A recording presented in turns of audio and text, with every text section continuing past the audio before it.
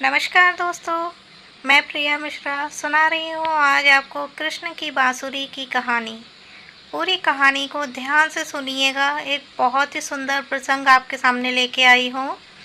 तो चलिए शुरू करते हैं। कृष्ण की बांसुरी के बारे में एक सुंदर कहानी है। हम सब जानते हैं कि कृष्ण सदा अपने हाथ में बांसुरी पकड़ते हैं।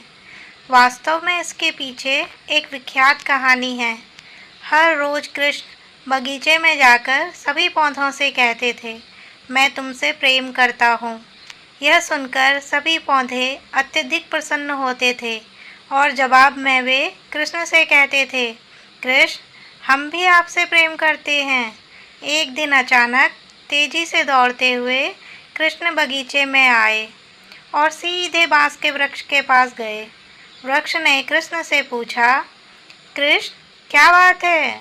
कृष्ण ने कहा, यद्यपि यह बहुत मुश्किल है, परंतु मुझे तुमसे कुछ पूछना है। बांस ने कहा, आप मुझे बताइए, यदि संभव होगा तो मैं अवश्य आपकी सहायता करूँगा।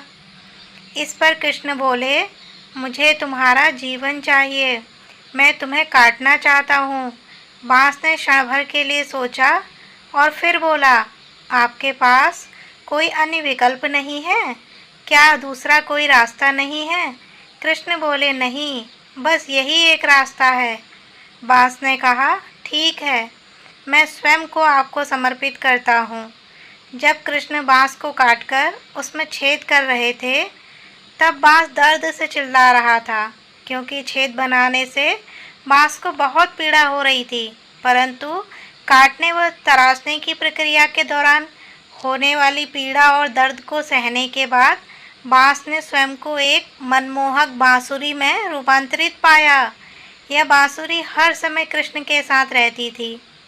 इस बांसुरी से गोपियां भी ईर्ष्या करती थीं। उन्होंने बांसुरी से कहा, अरे कृष्ण है तो भगवान हमारे, पर फिर भी हमें उनके साथ केवल कुछ ही समय व्यतीत करने को मिलता है। वह तुम्हारे साथ ही सोते हैं और तुम्हारे साथ ही उठते हैं। तुम हर समय उनके साथ रहती हो। एक दिन उन्होंने बांसुरी से पूछा, हमें इसका रहस्य बताओ।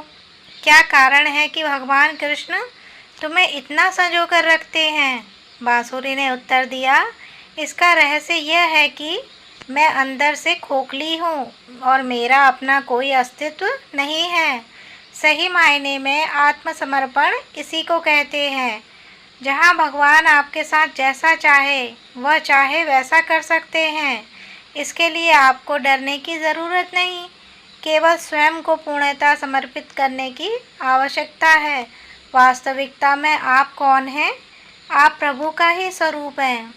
तो इस कहानी से हमें ये सीख मिल रही है दोस्तों, ईश्वर को पता है कि हमारे लिए क्या सर्वोत्तम है।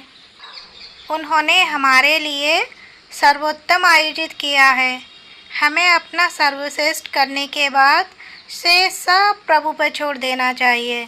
हमारी दृष्टि सीमित है, हम परीक्षाओं व पीड़ाओं से घबराते हैं, पर हमें इस बात का एहसास नहीं होता कि आने वाले समय में इसमें हमारा भला निहित होता है।